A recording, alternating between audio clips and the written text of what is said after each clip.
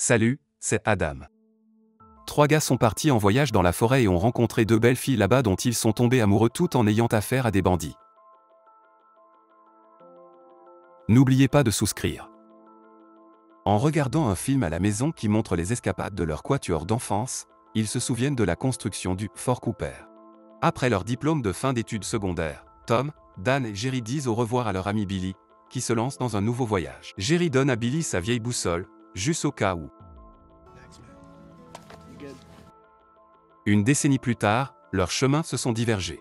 Tom reste immature, tandis que Jerry travaille dans le monde de l'entreprise et aime le surf. Après une dispute avec sa petite amie Denise pour leur anniversaire, Jerry reçoit un appel surprenant de sa mère. Pendant ce temps, Dan est un médecin à succès. Jerry l'informe du décès de Billy, et il décide d'assister aux funérailles. Aux funérailles, Tom perturbe l'atmosphère solennelle avec ses pitreries jusqu'à ce que Jerry l'amène. Par la suite, ils décident de revisiter le Fort Cooper, revivant leurs souvenirs d'enfance et leur fascination pour D.B. Cooper, le légendaire pirate de l'air qui s'est parachuté pour s'échapper. En explorant, Jerry découvre une capsule temporelle inspirée par D.B. Cooper. À l'intérieur, il découvre que Billy y avait ajouté secrètement au fil des années, y compris une carte avec des instructions sur l'endroit où Cooper aurait pu atterrir. Jerry insiste pour suivre la carte au trésor pour honorer la mémoire de Billy, malgré les réserves de Dan concernant ses responsabilités. Ils font un serment de sang pour solidifier leur engagement et se dirigent vers les montagnes de l'Oregon à la recherche du trésor de D.B. Cooper. Leur premier arrêt est à Cataldomis, où ils prévoient de faire des provisions et de prendre un canoë. Le shérif Brigg les interroge sur leur destination, et Jerry fournit un itinéraire faux. Le trio continue son voyage, louant un canoë. Tom bluffe en prétendant être un guide certifié de rafting en eau vive. En progressant, ils rencontrent le nez de grand-père. Pendant la nuit, ils font un feu, partagent des histoires, et Tom se vante de son entreprise de moto tandis que Jerry exprime son désir de surfer. Tom tente d'attraper des saumons avec une lampe de poche, et Dan parie $100 000 et sa précieuse possession sur les compétences de Tom. Un ours interrompt leur célébration, prenant Dan pour son petit et l'emmenant dans sa tanière. Ils échappent à l'ours en grimpant à un arbre, passant la nuit sur ses branches. Le lendemain matin, ils sont surpris par des explosions de pêche à la dynamite par Denny et Elwood. Dan suggère de les éviter, ce qui les fait rater une fourche cruciale dans leur itinéraire. Tom tente de naviguer avec une carte déchirée mais les conduit dans des rapides dangereux, renversant leur canoë. Les compétences de surf de Jerry sauvent Dan, mais ils sont emportés par une cascade, détruisant le canoë. Les tensions montent alors qu'ils réalisent que l'expérience de Tom en eau vive se limitait à un parc aquatique. Tom blâme Dan, qui souligne que c'était à Jerry de s'occuper de la navigation. Dan suggère d'abandonner, tandis que Tom rejette l'idée. Jerry trouve un peu d'espoir lorsqu'il découvre leur capsule temporelle, y compris la boussole de Billy.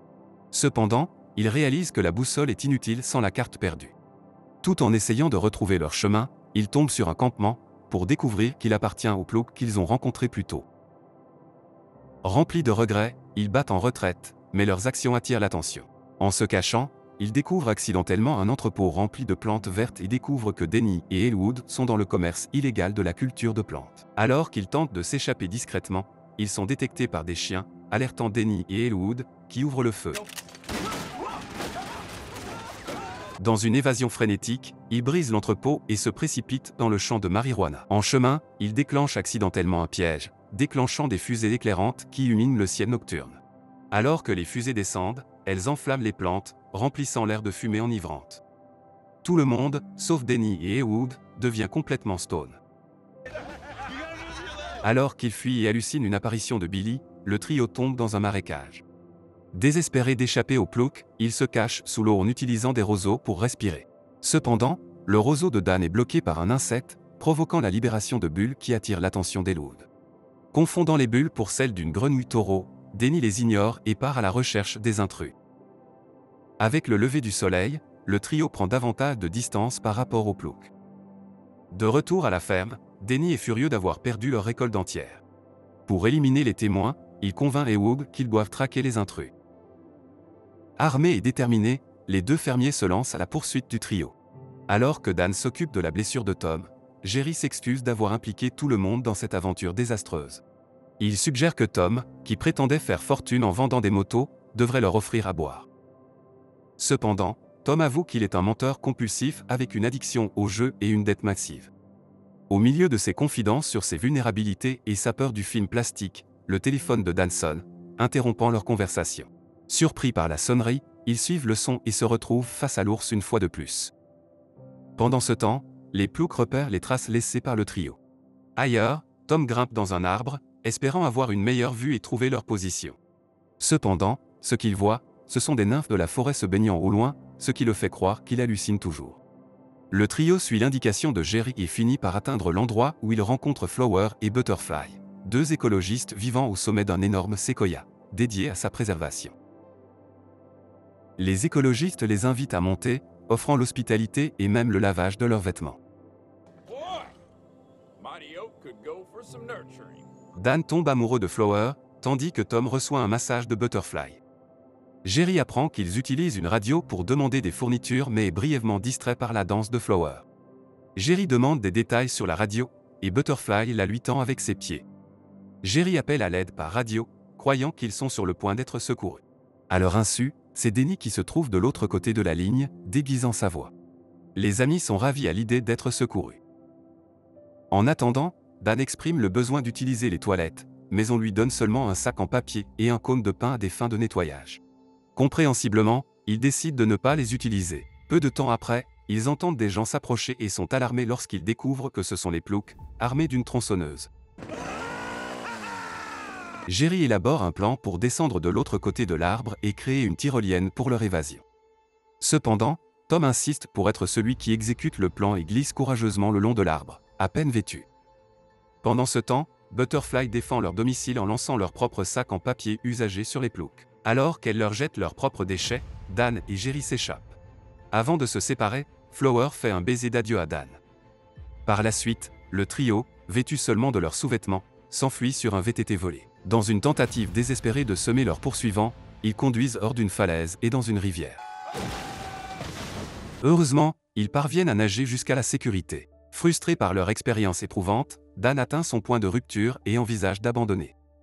Tom et Jerry essaient de le convaincre de persévérer, suggérant que ses problèmes sont principalement psychologiques. Cependant, juste au moment où Dan déclare que les choses ne pourraient pas être pires, il commence à pleuvoir. Inquiets de l'hypothermie, ils sont contraints de se blottir ensemble à l'intérieur d'une grotte voisine pour se réchauffer. Alors qu'ils tentent de dormir, Jerry se remémore la danse de Flower, amusant Dan et horrifiant Tom. Tom exprime ses plaintes, mais leur conversation est brusquement interrompue quand un montagnard armé apparaît soudainement. Le montagnard leur demande de le suivre, les menant à sa cabane, où il allume un feu et les assure qu'il n'a aucune intention de faire du mal à des inconnus nus sur sa montagne. Intrigué par leur histoire et les cartes qu'ils trouvent, Jerry suppose que le montagnard est DB Cooper et explique leur quête pour trouver son trésor. Pendant ce temps, les ploucs persistent dans leur poursuite et atteignent la grotte où le trio s'était réfugié. À l'intérieur de la cabane de Dale, l'homme de la montagne, Dale, révèle qu'il était le plus proche ami de DB Cooper. Ils avaient prévu de se retrouver sur une crête pour s'échapper, mais une tempête de neige a perturbé leurs plans. Malgré 3 décennies passées sur la montagne, Dale n'a jamais revu son meilleur ami. Rempli de regrets d'avoir passé ses meilleures années sur la montagne, Dale transmet sa sagesse au trio, en insistant sur la valeur irremplaçable du temps.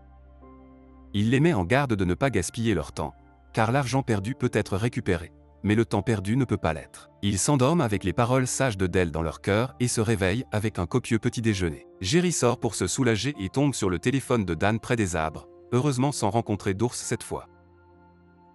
Il récupère le téléphone et appelle Denise, pour recevoir la nouvelle déchirante que leur relation est finie, comme l'indique le message de répondeur changé. Avant qu'ils puissent pleinement assimiler cette perte, les ploucs lancent une attaque contre la cabane. Face au danger, Dale fournit au trio des instructions sur la façon de descendre la montagne en utilisant un ancien sentier minier. Ensuite, il confronte courageusement Denny et Ewood avec ses 2 pistolets. Malgré les instructions de Dale, le trio se perd car la boussole ne fonctionne pas correctement en raison de la teneur en fer des collines. Cependant, Jerry réalise que cette situation aurait également affecté DB Cooper lors de son atterrissage, ce qui le fait penser que Cooper aurait pu se retrouver dans la même région. Juste au moment où Jerry partage cette idée, ils tombent tous dans un trou, où il découvre les restes du tristement célèbre pirate de l'air. En examinant la scène, Dan conclut que les jambes de Cooper ont probablement été cassées lors de l'atterrissage, et il a cherché refuge dans le trou. Jerry ajoute que lorsque la tempête de neige a frappé et que le trou a été enseveli sous la neige, Dell n'a pas pu le retrouver. Malheureusement, il ne trouve pas de trésor, car Cooper avait brûlé l'argent pour se réchauffer. Malgré leur échec dans la chasse au trésor, Jerry tire une leçon précieuse de l'expérience. Il réalise que le véritable trésor réside dans le fait de vivre pleinement sa vie et d'utiliser le temps de manière sage. Après avoir offert leur trésor d'enfance en hommage, ils découvrent une sortie du trou. Jerry remarque un passage étroit que seul Dan peut traverser. Alors que Dan émerge, il fait une crise de panique, et les amis chantent ensemble pour le soutenir. Malheureusement, leur chant attire l'attention des ploucs, qui suivent le son jusqu'au trou. Denny et Elwood se positionnent à l'entrée, sans se rendre compte que Dan émerge à proximité. De manière inattendue, les ploucs se joignent au chant, alertant Tom et Jerry de leur présence.